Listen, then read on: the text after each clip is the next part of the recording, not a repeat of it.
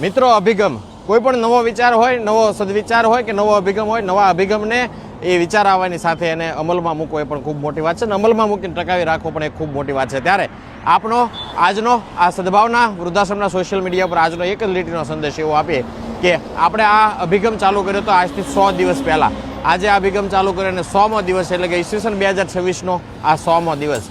આ 100 દિવસ પૂરા થયા છે ત્યારે આપ સૌને પણ વિનંતી છે કે આપ પાસે કંઈ આવા અભિગમ છે, વિચાર છે, વૃક્ષોને લગતા છે, વૃદ્ધોને લગતા છે, બળદોને લગતા છે, શ્વાનને લગતા છે, સેવાકીય પ્રવૃત્તિઓના કંઈક સારા વિચારો, સદવિચારો છે, એક લીટીના સંદેશો છે, તમને કોમેન્ટ કરીને જણાવશો. અમે આપના નામથી આ સોશિયલ મીડિયા પર સદભાવના વૃદ્ધાશ્રમના તમામ સોશિયલ મીડિયાના પ્લેટફોર્મ પર અમે રજૂ કરીશું.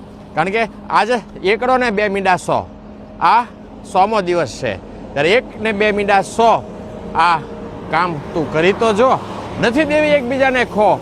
કારણ કે આ વૃક્ષો છે તો જ આપણું જીવન છે, નહીં તો જોવો પડશે કુદરતનો શો. એ કુદરત તમાશો કરે, કુદરતનો શોબાજી થાય એ પહેલાં આપણે આવી શોબાજી કરીએ, વૃક્ષો વાવી અને ધરતી હરિયાળી કરીએ, બાંકાજી કી બોલાવીએ. ભલા માણસ એક વ્યક્તિ પ્રકૃતિના મહાઅભિયાનમાં જોડાય, સેવાના ક્ષેત્રમાં જોડાય. એ વૃદ્ધો હોય, વૃક્ષો હોય, શ્વાન હોય, બળદ હોય, અબોલ જીવ હોય, એક વ્યક્તિ આ પ્રકૃતિના મહાઅભિયાનમાં જોડાય અને આ સોશિયલ મીડિયાના માધ્યમથી આ 100મા દિવસે એક જ લીટીનો સંદેશ કે દરેક વ્યક્તિ સેવાકીય કાર્યમાં, અબોલ જીવની સેવા હોય, વૃક્ષોની સેવા હોય, પર્યાવરણની સેવા હોય, માનવ સેવા હોય, જીવદયા હોય, એક વ્યક્તિ આ સેવાના ક્ષેત્રમાં જોડાય. એ જ અભિગમ સાથે સદભાવના વૃદ્ધાશ્રમના સમગ્ર ભારતભરમાં 150 કરોડ વૃક્ષો વાવી ઉછેરવાનો સંકલ્પ.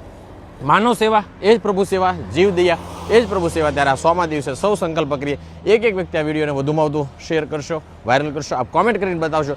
ઓછામાં ઓછા 100મો દિવસ એટલે 100 વ્યક્તિ કોમેન્ટ કરે, 100 વ્યક્તિ લાઇક કરે તો પણ અમારા અભિગમને ખૂબ સારો પ્રતિસાદ મળશે. ખૂબ ખૂબ આભાર, ધન્યવાદ. સદભાવના વૃદ્ધાશ્રમ, રાજકોટ.